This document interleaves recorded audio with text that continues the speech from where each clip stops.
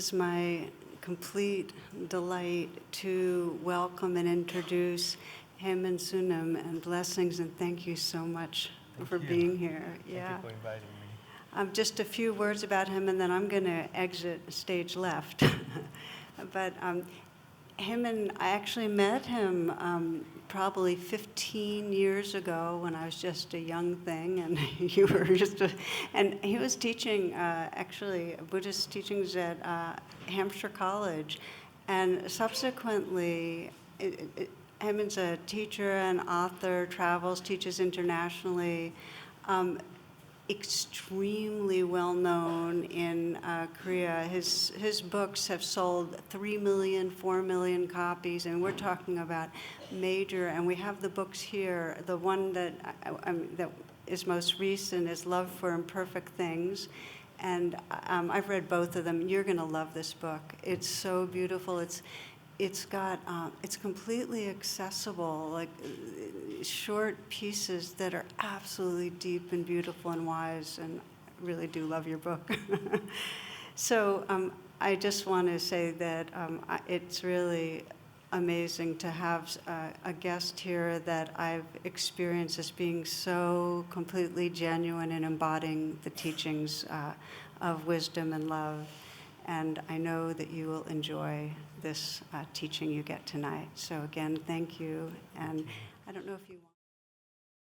Thank you so much for inviting me here. I've been watching this Dharma gathering from Korea through YouTube, and I never thought that I would be here and meeting you. So it's such an honor. I'm very happy to be here.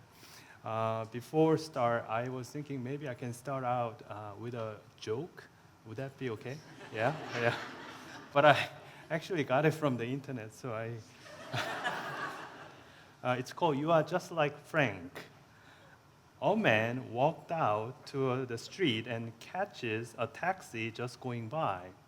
He gets into the taxi, and the cabbie says, "Perfect timing. You are just like Frank." And the passenger says, "Who?" And cabbie says, "Frank Furman. He's a guy who did everything right all the time. Like my coming along when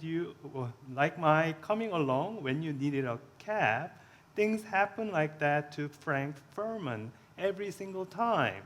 And passenger said, "There are always a few clouds over everybody." But cabbie said, "Not Frank Furman. He was good at sports. He could have won the Grand Slam at tennis. He could golf with the pro. He sang like an opera singer and danced like a Broadway star. And he could have heard him, play the piano. He was an amazing guy."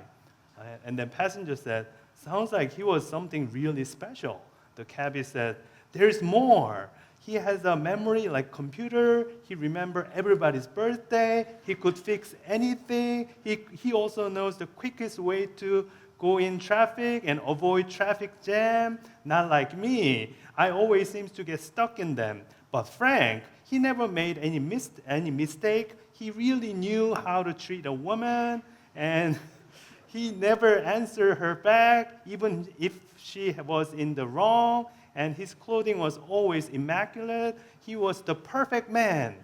And the passenger said, "Amazing fellow. How did you meet him?" And then cabbie said, "Well, I never actually met Frank. He died, and I have the pleasure of being married to his widow."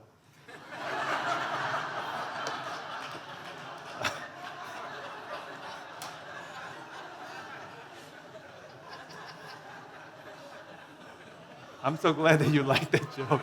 Yes, yes. Yeah, perfect man, Frank, yes. So I wrote a book called Love for Imperfect Things. And I wrote this book partly because I was inspired by one of the great Zen masters saying. It's according to Zen master Seung Chan. He was a great Chan or Zen master in China back in 6th century. It says, "True freedom is being without anxiety about imperfection." true freedom is being without anxiety about imperfection. So I wanted to talk about this toward the end. I want to come around and talk about this and how we can actually become not so anxious about our own imperfection. But first, I thought that maybe I can ask this question. When do we start feeling that some of the things that some aspect of ourselves, feeling that it's a problematic or imperfect? Let me say it again. When did we start feeling that some aspect of ourselves is not perfect? It's problematic. We need to change. When did we first feel that way? Probably, we felt it when our loved one, in this case, not Frank Furman's wife, who's, the cabbie's wife. She was keep on, criticizing him, telling him you should do this. How come you're not doing that? Things like that. So when we are young, sometimes our parents, loved one, mother or father, they can become very, critical, and they can say, "Oh, this aspect of you needs to change. This is not good," And then, we slowly, because we are young, we didn't know any better, we internalize the voice of our critics, So those critics, they are usually very, very good at finding faults in other people. And then, so unknowingly, we internalize. And then, even though the critic is gone, we still feel that there is something wrong with me. Do you see what I'm saying? Yeah? So, oftentimes, that kind of, the voice of critics is in he or she loves to compare, like in this case, the cabbie was compared to deceased, the wife's husbands.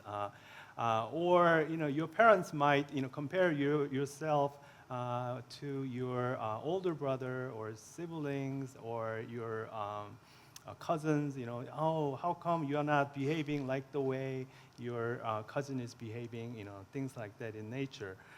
So, in order to overcome those kind of inner critics within us, then we sometimes set the bar really high, almost too high that we cannot actually overcome. We cannot actually realize that goal. And that goal is usually you set it not to satisfy ourselves, but to prove that we are worthy to your parents or somebody who have been very critical of you. So, I was thinking that, however, if we just really examine this, idea of perfections or the ideas about imperfect things, you realize that, first of all, it is just a thought, it is just an idea, this idea is in your head, and oftentimes it is not shared by everyone. Let me just give you one example. When I was like 2 years ago, I was asked to do the radio show, some kind of music DJ. You know what I'm saying? So I get to play all of my favorite meditation music. I get to talk about all of my favorite authors. So I said, "Oh, okay, maybe I'll do that." And so on my first day of recording, I remember one of my friends told me that when you speak in a low voice, it sounds really nice, pleasing, and attractive. So when I was recording my very first show, I tried very hard to speak very low. But as I was doing it again and again, I realized that it wasn't good enough for me. So I kept telling my producer, "I have to do it again. I have to do it again."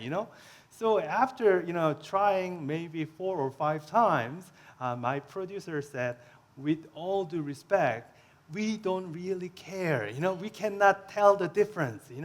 Only difference is only in my head. It was in my head. So I just realized that how many times do we exhaust ourselves just to get to the perfection, the idea that we had. Sometimes we do it at the expense of our relationship or our health, or some of the happy things that we could have enjoyed, but we completely, become like almost neurotic, when it comes to just being, wanting to become very good at something. However, there are, different way to deal with this kind of, imperfection problems. So I would like to just bring a couple of, example. First one is we have to just accept that we are not in control. Like for example, you might be wondering, why on earth, Haemin Sunim is wearing sunglasses, but because I was so, looking forward to this moment, and however, right before, like 2 days ago, I start having pink eye. So whenever I looked at my mirror, I looked like a villain character in a Marvel animation. So I thought maybe I should wear it. So, and also,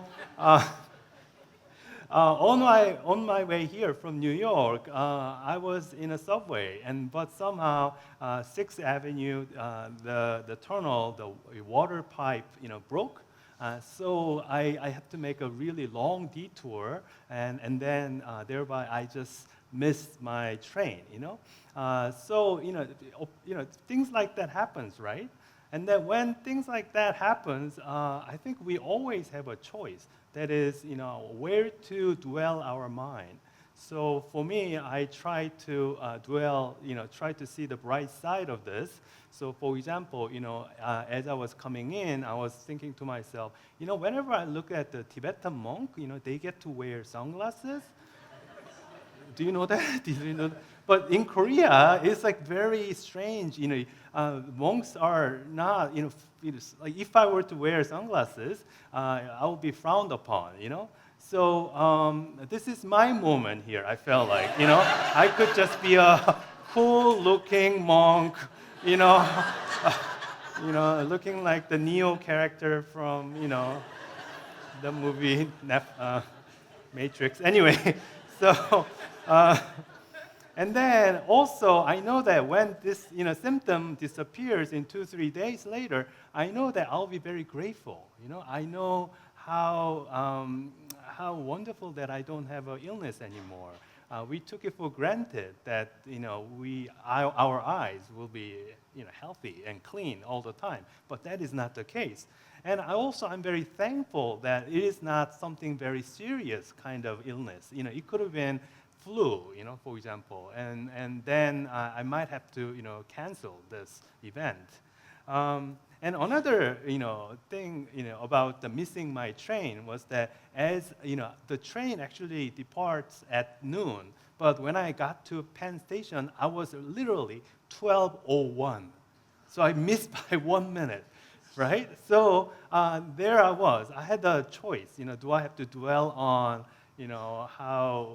how imperfect this situation is, or just find some bright side of this. So I was thinking to myself, well, for the last 2 weeks that I've been in the U.S. because of the cold weather, I didn't get to do any kind of exercise. So for the last 3 avenue that I had to rush to get here, it was a kind of exercise. You know what I mean? I was drenched in sweat. And then my heart was beating really fast, and I felt like, wow, this nature, is telling me to exercise in a very funny way. So, and then another thing that I noticed is because I had 1 hour, the next train depart at 1, so all of a sudden I have 1 hour, and then I realized that I can actually go have my favorite, Mexican food, because in Korea it's very difficult to find really good Mexican food. So I found a nice Mexican restaurant and sat down and then ordered my favorite, vegetable quesadilla. So I was savoring for 1 hour. Yeah. So there are a lot of imperfect things going on in our lives. Like for example, when I first became a monk, my master, he wasn't exactly what I had in mind, because I thought that Buddhist masters are supposed to be very sincere and dedicated and, very calm. But my master, he turns out to be hot-tempered and he loves to make a lot of jokes. He wasn't very perfect.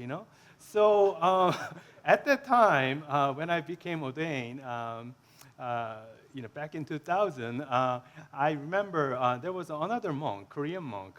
He and I, we became very close. So I would sometimes visit, my, friend monk's temple, and then I would have dinner together with his master, right? And then when I looked at his master, I was thinking to myself, oh my gosh, this master is perfect, He's sincere, he doesn't make any jokes, He's very dedicated and serious, perfect, How come I didn't get to have, his master, So I was a little bit envious, and then time passed, 10 years later, I met my friend monk again out on Insadong in Seoul, accidentally, and then I said, "Oh, hi! It's so nice to see you again. How have you been? How's your, master? The perfect one, And then my friend monk, he said that I no longer in touch with my master.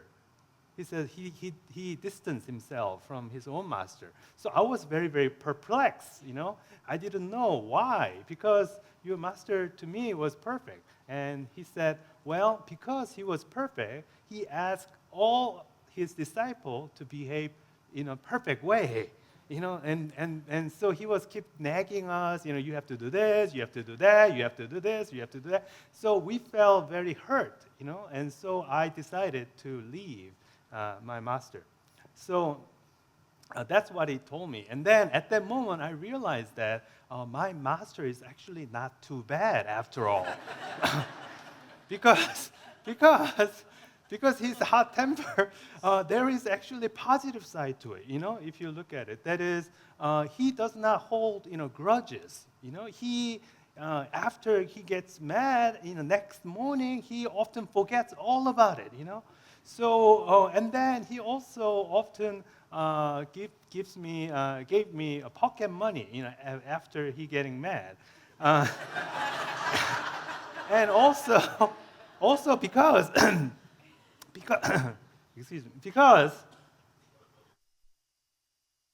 he wasn't perfect, he was so willing to forgive other monks, and some monks would come to my temple after having some kind of scandal. However, my master is, okay, it's okay, we are all human beings, we all make mistakes, And therefore, my master, even though we live in a very small temple, we are living with the 7 or 8 different monastic together.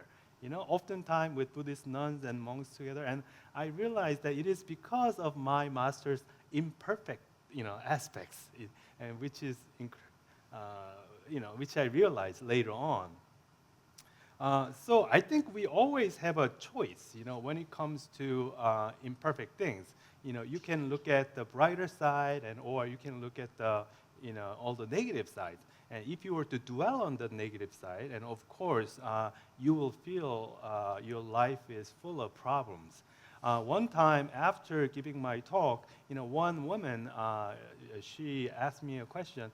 Oh, Haemin Sunim, I don't know what to do. My husband, he and I, we don't communicate very well because he doesn't listen to me, He never ever admits that he is wrong, and he would usually tell me what to do, but he doesn't want to talk very much, so I don't know what to do.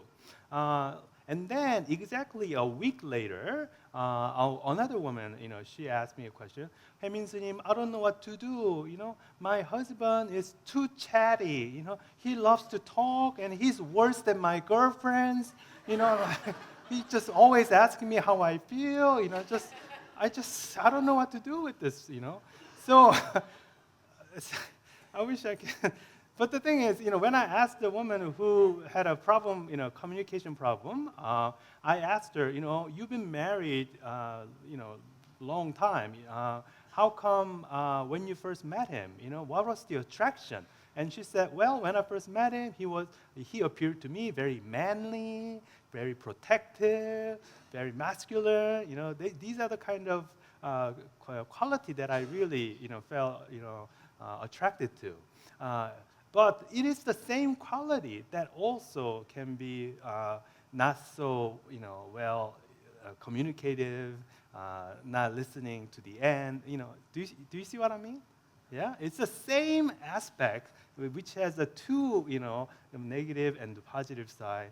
And but we often forget that it has, positive side. We just dwell on the problems. When we are feeling a lot of imperfect things within ourselves, we sometimes identify ourselves with those, flaws, those imperfect things, while forgetting our true nature. Like one of the way to deal with imperfect thing is first, like the way I said earlier, we can look at the positive side, and then, but second one is much more Buddhist, ultimate, solution. That is to realize that you are not the imperfect things. You are the silent being that is aware of your imperfect things. You see the difference? Don't identify yourself with the imperfect things, but you are the silent being, observer, or inner witness, or awareness that knows your imperfect things. Oftentimes, we just ended up unconsciously just identify with some of the manifest aspect ourselves. However, our true nature, what Buddha called our Buddha nature, is formless. It is unmanifest. It is free, and it is always here and now. And out of which many different aspects of our imperfect things might manifest. Nevertheless, we are not bound by those imperfect things. So let's just do a just quick exercise, if you can indulge me. That is, can you just feel, sense what your shoulder feels like? Can you feel and sense how your shoulder is now feeling?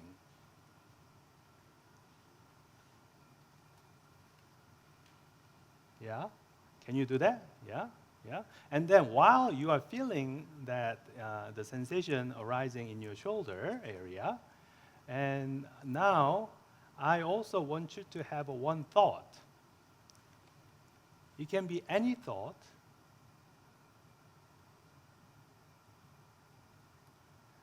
If you cannot decide which thought do you have, then just say, let it be.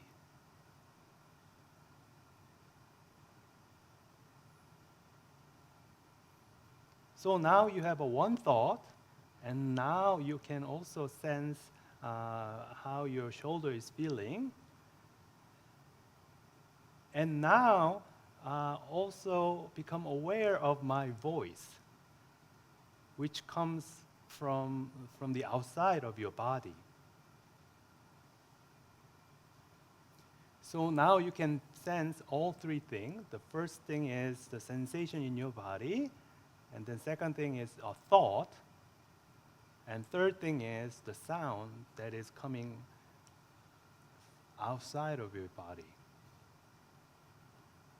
then I would like to ask you this question. That is, between your thought and the sensation on your shoulder, is it happening in the same awareness, or is it happening in two different awareness?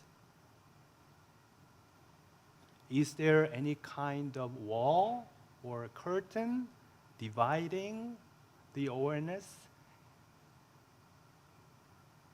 That is the awareness of your thoughts and awareness of your sensation? Or is this just one awareness field? Within this one awareness field that you are experiencing.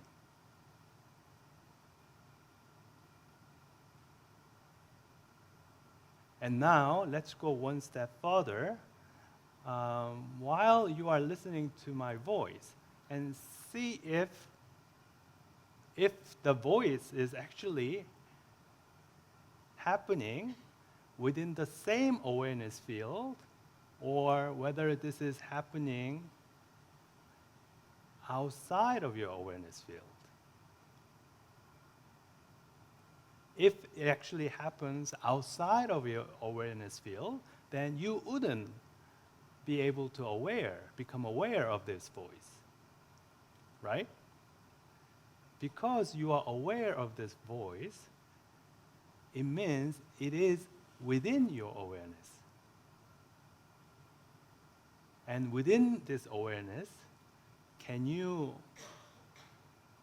see if there is any divide, between the sound, this perception of this sound, and the sensation of your shoulder?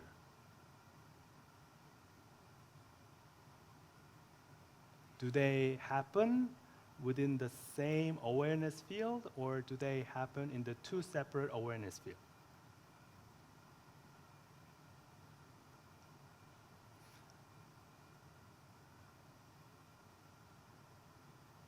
Now you can open your eyes.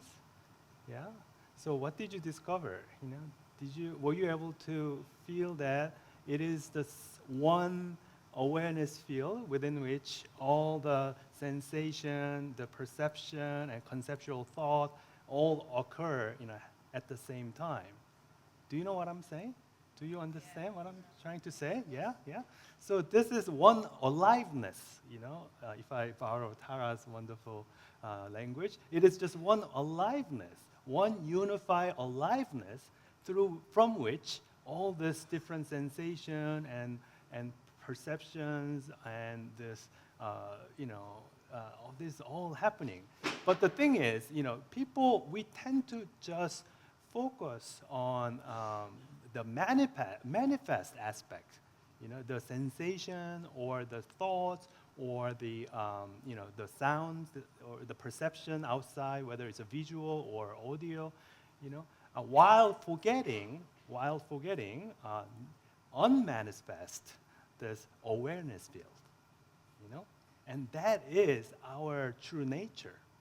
And that true nature has the characteristic of knowing, right?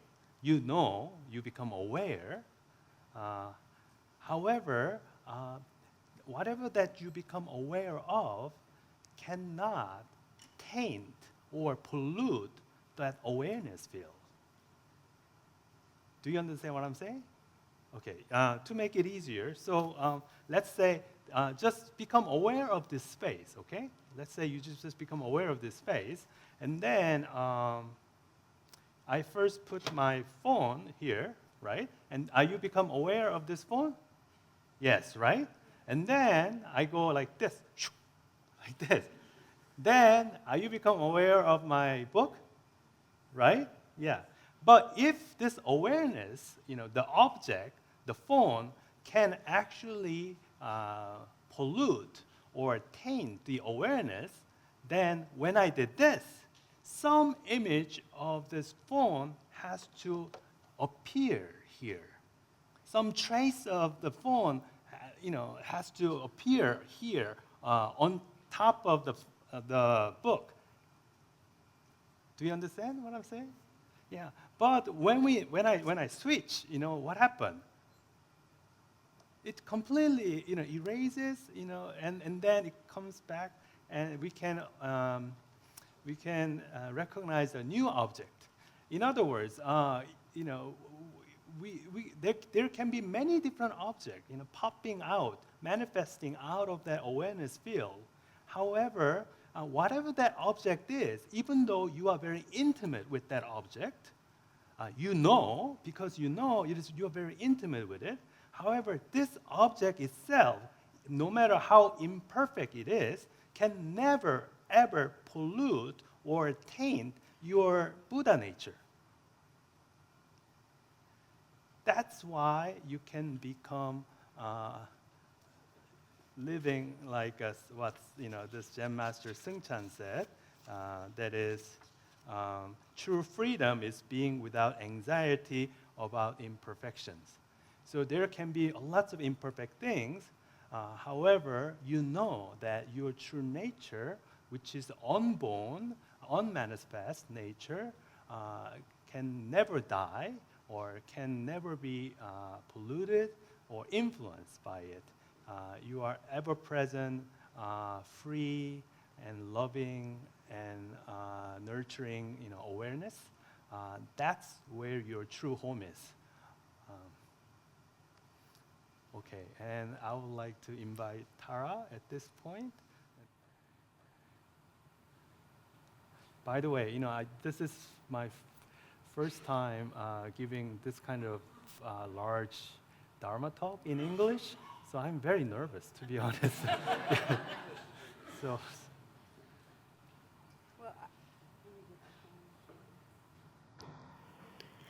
I'm just trying to memorize your jokes. I think they're great. I want to use them. And I was thinking of wearing sunglasses too, because I think it looks really cool, doesn't he? Well, I love what you're talking about, because as many of you know, and this is love for imperfect things, that so much of what we always explore together is the suffering that comes from feeling that something's wrong with us. I mean, that's like, is this in Korea too? Oh, yes. Core yes, suffering. Yes. Bad personhood, Right. And so I love that you're really exploring the strategies that wake us up from that. And when I listen to you, one of the things that really hits me is that, I feel like I have some mastery at facing imperfection. Like it's like all my life, I feel like it's like so many rounds of being caught in this sense of failing and not knowing that I was caught in it, and then having to go, oh, it's this again. Right. So that's why I call it like a trance of unworthiness. And I'm wondering, do you still go through it? Do you still get caught and then have to go, oh, I'm in that one again, and then extricate? Oh yes, absolutely. Sometime when I am a little bit feeling blue, a little bit depressed or something, I pick up my book and I read my book,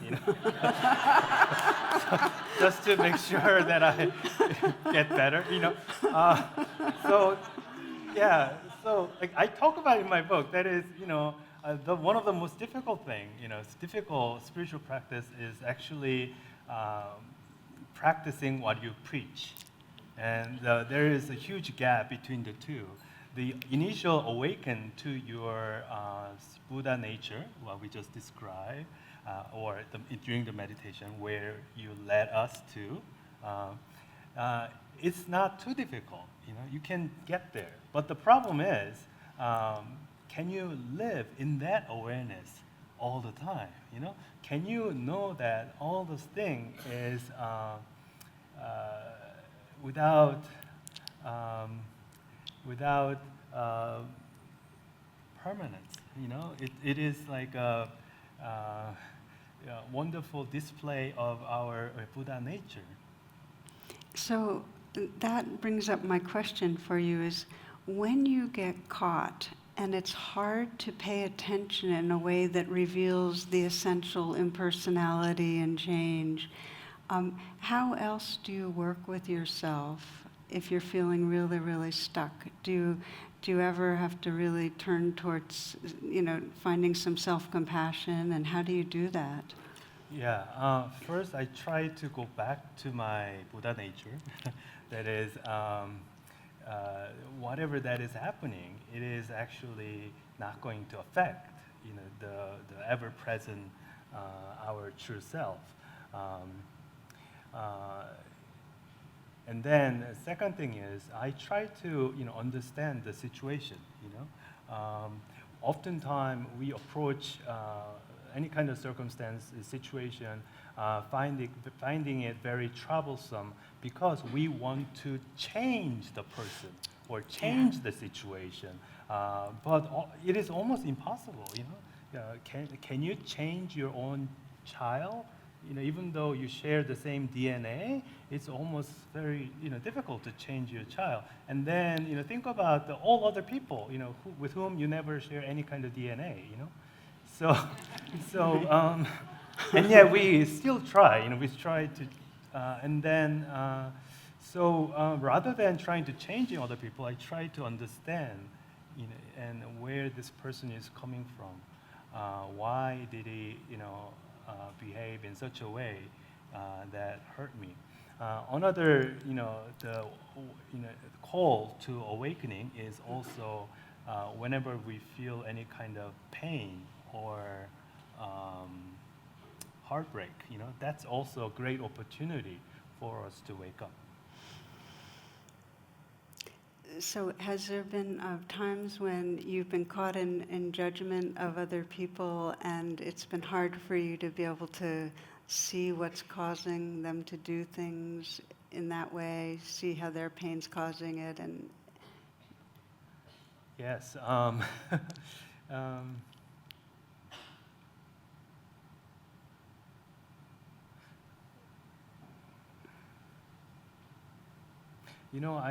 I started this School of Broken Heart in Korea, and then after the success of my first book, I realized that I want to offer something back to my people in Korea. And so I began to offer many different great courses on like people who lost their loved one, and people who just recently got divorced, or young people who couldn't find a job. So I wanted to offer many kind of therapeutic, program for free. And then slowly, other people, they came together. So now it's growing. And however, right before coming to here, I noticed that there was a long complaint. There was one woman, complaining, and then she was willing to even demonstrate in front of the School of Broken Heart, and basically accusing me that my therapeutic, program actually hurt her. Something like that. And so I was really, really surprised. And so I invited her immediately and tried to understand her. And then as I was talking, I realized that she thinks that her cell phone was actually being tapped by the New York governor.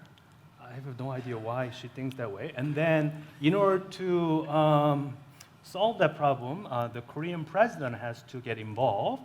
But because however, she doesn't have any tie to Korean president, therefore, by bothering me, somehow Korean president will get involved, and then he will talk to the New York governor, and then the New York governor will. You see what I mean? Yeah. I realized, what was going on was, she basically really, really believed, her thoughts, and she believed this thought to be true. And as I was speaking more and more, the cause of that was that, while she was very young, her father was really violent, and I think that was one of the reasons why she began to have that kind of problem. So once I had that kind of understanding, I began to feel a little more compassion. I'm really grateful that you shared that, because as I was asking, I was thinking that sometimes it's really clear. Somebody can do something and we can see, oh, that person's suffering, they're, feeling themselves not loved or whatever. But sometimes it's really hard to get down, and yet there's something about trusting that if you pay attention long enough, everybody that's causing suffering is in some way caught. Right. They're in some way Absolutely. caught, and just knowing that actually creates a lot of space in terms of reacting. They are caught either in the memory. That's you know, right. Like it can become a trauma, and they don't know how to unstuck. Yeah, You yeah. know, and how to be unstuck, and then or caught in some kind of thinking thoughts. This is the way you should supposed to do, but it's not happening, and it's, so yeah, absolutely. Yeah. So I'm curious. Do you teach meditation as part of Broken Heart offerings?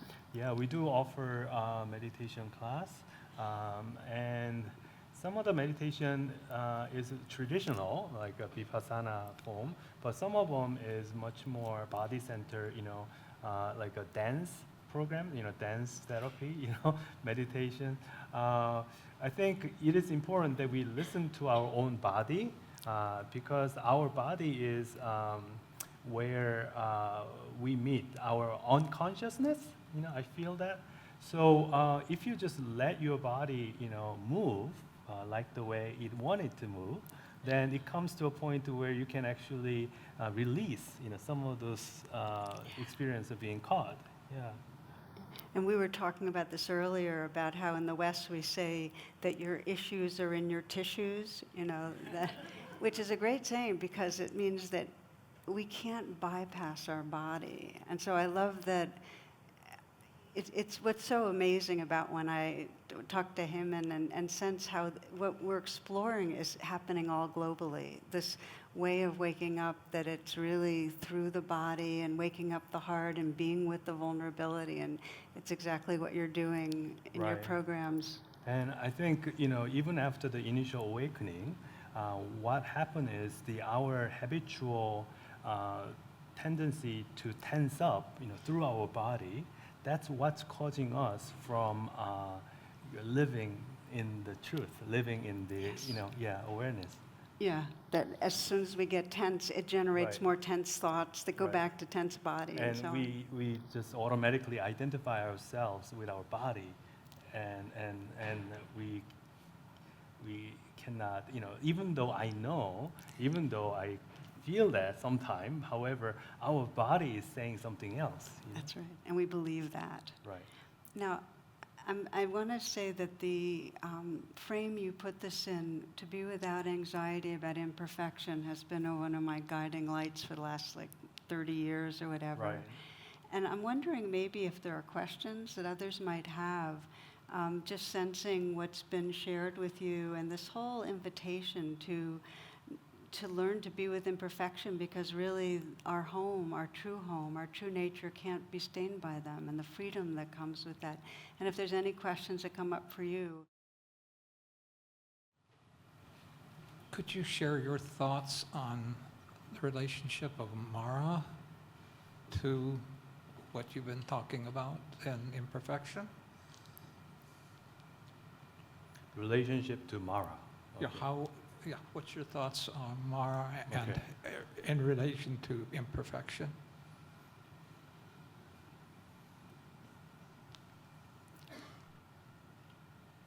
I think you can overcome Mara, when you realize that Mara is actually manifestation of your true nature. If you objectify Mara, as evil or something that is wrong and we have to remove, things like that, then the battle will continue. However, if you actually sit down and just allow the Mara, and then realize that actually the Mara is coming out of the same one single awareness field. It is the interplay of our mind in the whole life experiences. And then if you can become awakened to that, then no matter what kind of Mara appears to you, you will not be bothered. You'll feel at ease. I'm curious, how many of you do not know who Mara is? Okay. Oh, sorry. I had a feeling, so. Oh, so the Mara is right before the Shakyamuni Buddha become awakened. This the temptation, all this, the king of how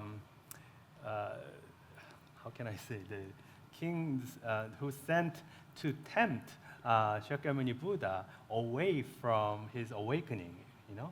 So at first, this king of Mara, he sent very beautiful women, and then later on, he sent whole, troops, and then later on, the same image of him, and then asking, who do you think you are? That kind of. Do you understand what I'm saying? Yeah. So Mara, in a way, is what we sometimes call the shadow side. It's like all the greed, hatred, delusion, anything that we get identified with that makes us smaller. And it's not that the greed arises, it's not that we have lust or wants that causes a problem. The problem is then we get identified and we think we have to have and that we are the wanting creature. So we can let everything arise as long as we don't get identified and lose sight of. I mean, the Buddha's deepest teaching is we suffer when we forget who we are. And that's the challenge of Mara, but Mara, as you say, can be worked with. You can have tea with Mara because you don't have to get identified. Exactly, yeah. So any other questions?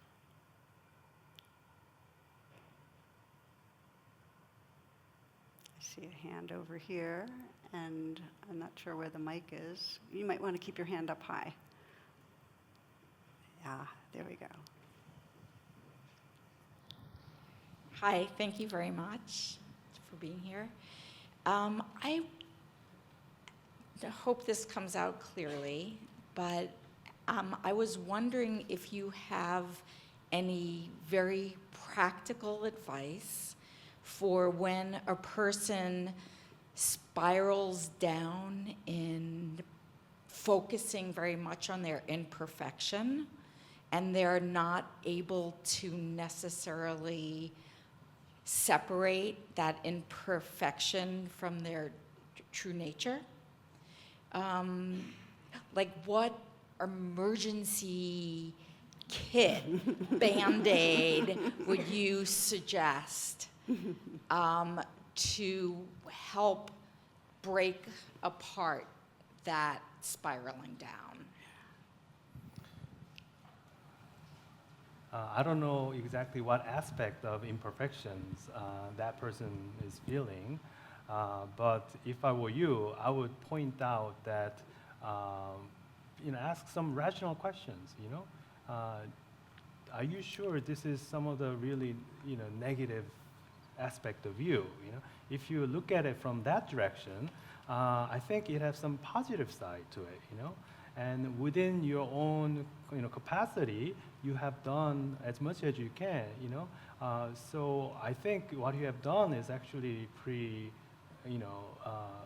it's wonderful in that sense. So I would, try to shed light on some of the positive side so that, he can think differently, that looking at the same situation from another interpretations. Notice that our human life is a whole just nothing but a series of interpretations. Depending on how you interpret it, you can accept the things as it is, or you will feel miserable while resisting what is. And I'll add on, Yes, because it's please. great to have, in a way, these are the two wings, because this is the wing of wisdom, of really seeing clearly, this is not me, and look at where the goodness is. And then there's the wing of the heart side, and I can say for myself, I have gotten caught in feeling the trance of unworthiness at times when I felt like really selfish, and I felt like I just was not coming through for people. And in a way, it was very hard for me to sense Buddha nature, that there was a goodness there. And that was really painful, just feeling this kind of intrinsic, something's wrong feeling, really flawed. And it was in feeling the pain of that, like how much that hurt, and then realizing how many moments in my life I had been kind of caught in that sense of something's wrong, and how that had kept me from feeling intimate with others. It had kept me from enjoying the sunset. In those moments of that suffering, something in me tenderized, and so I could start to say, it's okay, sweetheart. It's okay. And even if you don't feel the self-compassion, fake it. Go through the motions. Because sometimes just putting your hand on your heart and speaking to the place in you that is not able to feel Buddha nature, it softens something. And what actually happens is the self-sense starts losing its hard edges, and there's a softening, and you start inhabiting a bigger space, and then you can see from the wisdom side much more clearly, oh, that's just that same character of self I've been identifying with all these years, and there is something more, and you can start shining the light just the way Haemin was talking about. So sometimes you have to go in through the compassion side where you just go, ouch, this hurts. It's okay, honey. That's why there's the beauty of these different teachings, that there are, as the Buddha said, how many, like 86,000 different pathways, and we find out what works at any given moment, and we have to really stay flexible because there's no one formula that's going to always work in any moment. Yeah. It's great to do tag team, isn't it? Yes. I can do wisdom side, you can do compassion side. And then we'll try to flip it, right? Yes. You get a person over here. There's a question in the balcony. Is there the mic up there? Oh, good. Hi.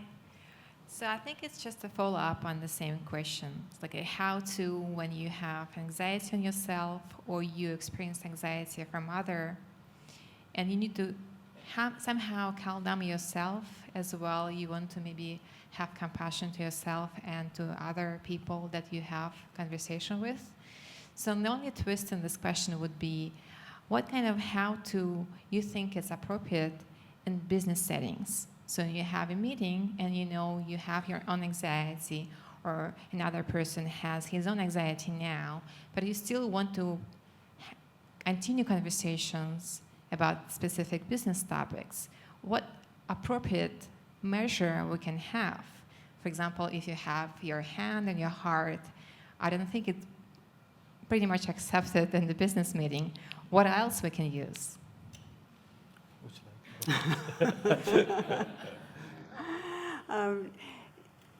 It's funny how much you can get away with in business meetings.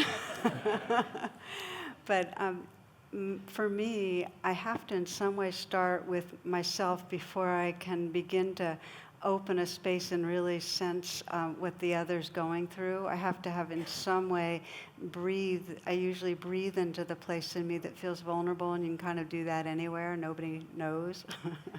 So breathe in with it, and in some way send a message of kindness or understanding inward. And it very quickly, there's kind of a magic. If you even remember the idea to be kind, just remembering that that's even your intention, to be kind toward yourself or another, because your nature is kindness, it starts waking up automatically. So you can do it without any major grand dramatic gestures. I hope that kind of responds to what you're asking. And I can't see you so because the light's glaring. But anyway, thank you. We had one more, and then I think we're going to have to close. Thank you so much. Many of the conversations I've been having with my friends these days is about the loss of hope that we're seeing around the world these days. And we're seeing countries go into dictatorships, totalitarian regimes, the environment is going a mess. And we're all trying to figure out what is our roles as individuals within this situation. How do we act mindfully in making that change without being caught up in anger, fear, frustration, anxiety? So it talks about basically the imperfection of the world that we're living in. So I'm wondering if you have any tips or thoughts on how we as individuals mindfully try to change the world that we're living in? I think one of the things we have to remind ourselves is, everything that we are, experiencing right now is impermanent. It's not gonna last. Trump is not gonna last.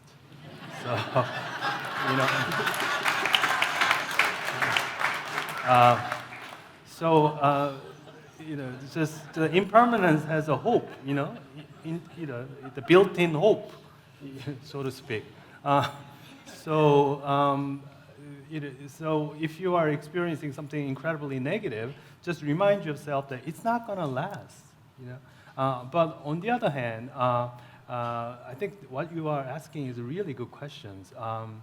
We do want to walk into the society and then bring all the great, wonderful practice where we've been doing it into the reality, But sometimes we get caught in anger, and frustrations. So I think when I feel that way sometimes, that what I try to do is I remind myself, what is my intention here, and just to realize that my intention is to see more compassionate and more loving, society, for example, then I should connect to that intention. And from that intention, out of that compassion, out of that loving kindness, I would go out and work. And if you do that, you can work for a long time.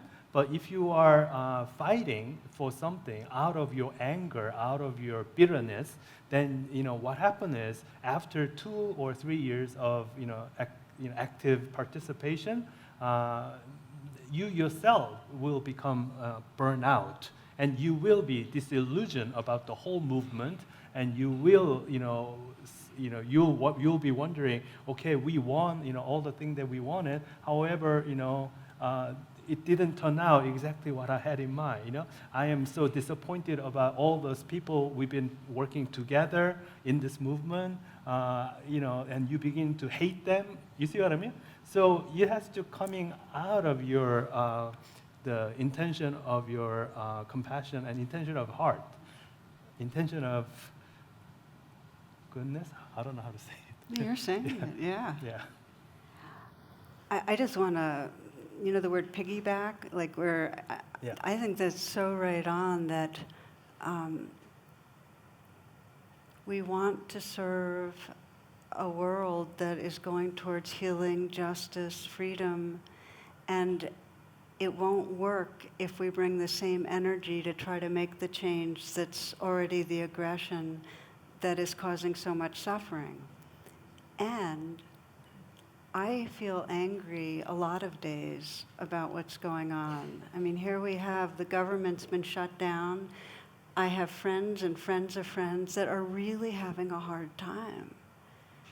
And so it gets me angry, and it gets me angry how come it's shut down. I mean, there's a kind of like, I can't, it's kind of a horror almost. And I'm angry about a lot of stuff. And so I let the anger be there, but I don't stop there.